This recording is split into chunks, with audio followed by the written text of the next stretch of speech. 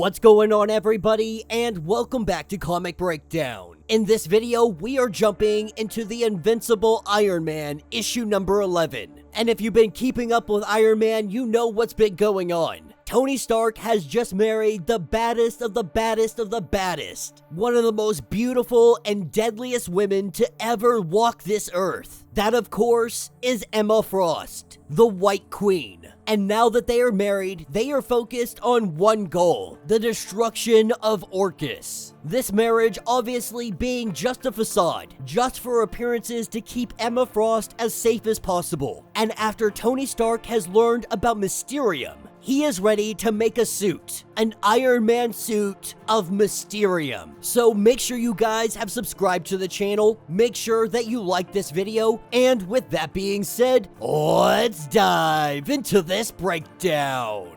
Alright guys, so as we dive into this issue, we are picking up with Tony and Hazel on their little honeymoon. This is all for appearances. Tony and Emma need to make it look like they're just a regular couple out here in Hawaii on their honeymoon, as they head back in for the evening, going into their separate bungalows. That's where Emma Frost throws Tony his suit, the stealth suit that he has been wearing around. But Emma is letting him know that he is taking an unnecessary risk. The way that Tony sees it, Mysterium is worth the risk, with Emma able to see exactly what Tony sees while he's out here. They chose Hawaii not because of its beautiful shores, but because of its close proximity to the main island of Krakoa. With Tony being invisible, he goes underneath the water to the bottom of the ocean, and he makes his way directly towards Krakoa. Peeking his head up just for a moment, he is able to see all the Stark Sentinels. They surround the island, and he knows that he could completely cloak his suit, but it would come at a high power cost. But what he couldn't do is cloak the exhaustion from his propulsion, so he plays it safe and he goes on foot, currently in Hellfire Bay,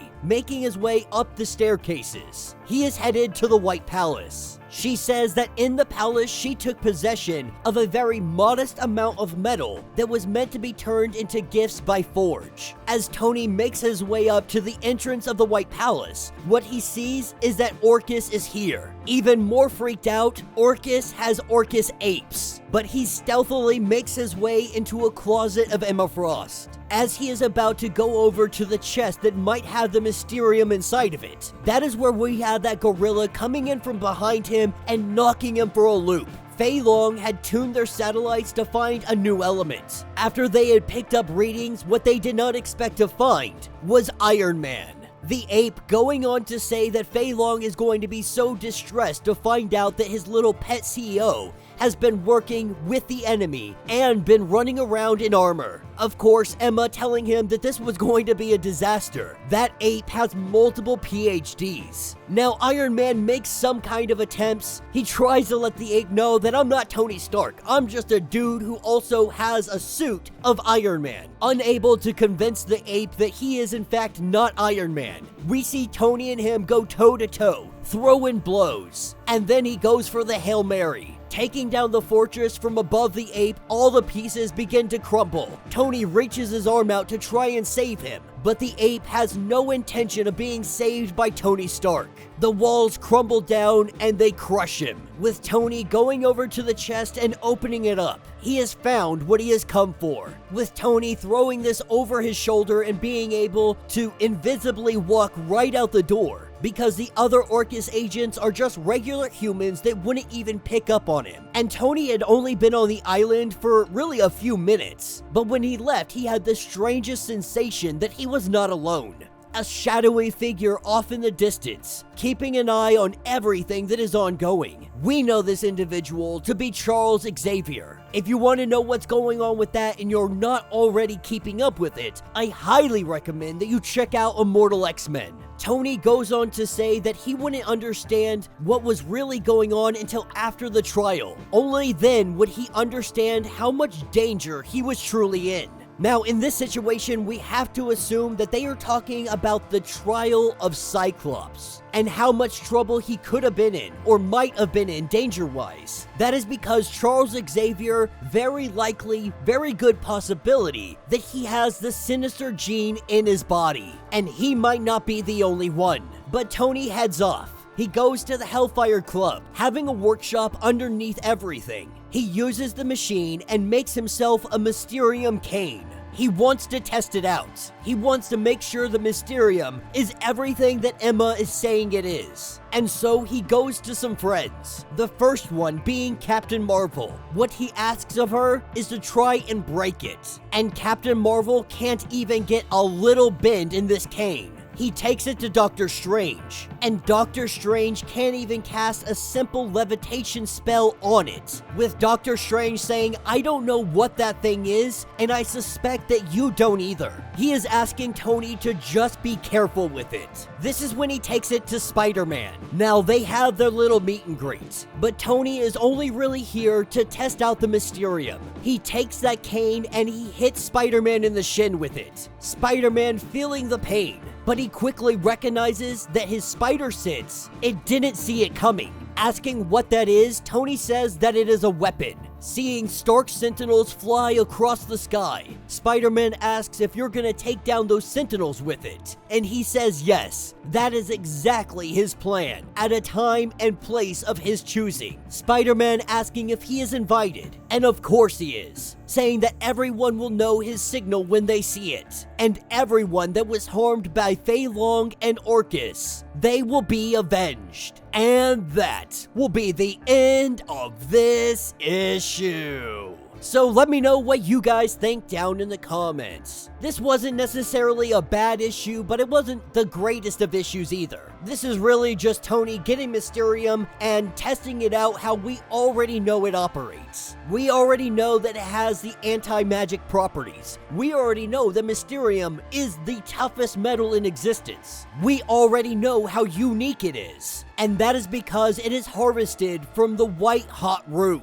But I do have some problems with this story, because they're pretending like Iron Man just doesn't know about Mysterium. This Spider-Man, Doctor Strange, Captain Marvel, they have no clue what this stuff is. But we saw during the Hellfire Gala of 2022, I believe, following the terraforming of planet Arakko, Commander Brand and her agents of S.W.O.R.D., they unveiled Mysterium to the Galactic Council. Brand had gifted 100 tons of Mysterium to each Galactic Society member willing to accept her offer, and the condition to acknowledge that the planet Arakko as the capital of the Sol System. The Intergalactic Empire of Wakanda had declined the offer, but all others had accepted. She had also offered to donate more Mysterium to the Galactic Council to back the credit or use of Mysterium as the basis for a new unit of currency. I mean, Mysterium even incited a war between the Sectors United and the White Caps in the Manifold Territories, which the Guardians of the Galaxy ended up stealing. Sorcerers Wong and Doctor Strange borrowed Mysterium from Jean Grey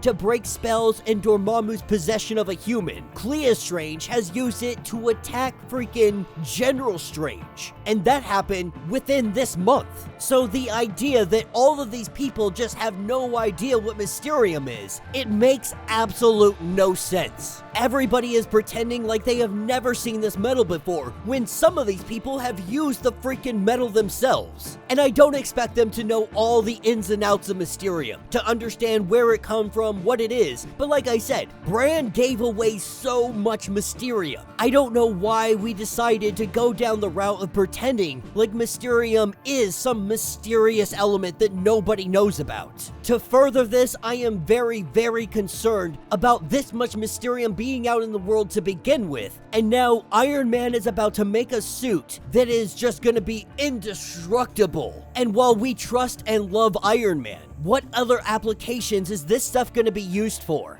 What villains might get their hands on it? Mysterium is out in the world, and it is now becoming one of the most dangerous things out there. In the wrong hands, this could absolutely decimate things. In the wrong hands, Mysterium could be the end of the world. And recently, we have seen publications or solicitations saying that the fall of X is right there. The new era is on the horizon. That the era of Krakoa is coming to an end in 2024. At what point, we don't necessarily know. We can assume more than likely it's probably going to be October to December of 2024 that the Krakoa era truly comes to an end. Now, we don't know what that means. mutants. Not exactly. There may be some elements of Krakoa that live on, Mars still may be terraformed as a mutant haven, but what does that mean for everything else that we have come across? Are we gonna see some kind of timeline reset? There is still a Moira clone that is out there. We saw that in Wolverine.